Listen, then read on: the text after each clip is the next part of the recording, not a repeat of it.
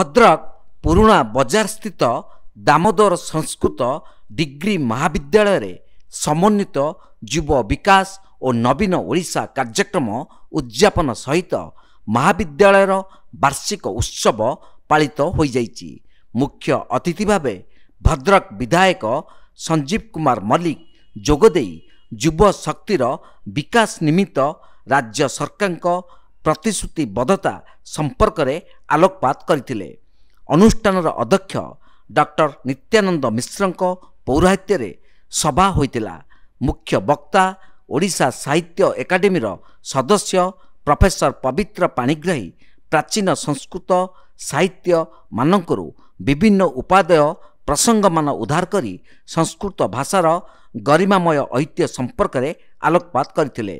सम्मानित अतिथि भावे त्यागभूमि महोत्सव सभापति समाजसेवी अजय कुमार नायक, विशिष्ट अतिथि राज्य विज्ञान एकाडेमी सदस्य इंजीनियर अभय सुतार, काउंसिलर एसके जुल्फुकार अली, राजलक्ष्मी महापात्र प्रमुख छात्र छात्री मानकु विकास महाकुंभ रे सामिल हेबाकू कहितिले।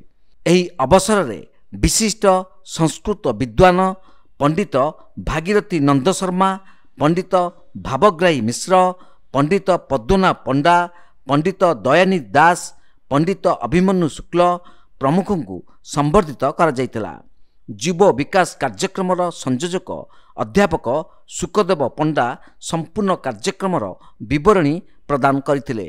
महाविद्यालय अध्यक्ष डॉक्टर प्रमोद कुमार नायक स्वागत भाषण प्रदान करथिबा बेले पूर्वतन अध्यक्ष कृपासिंधु नायक अतिथि परिचय रखिथिले।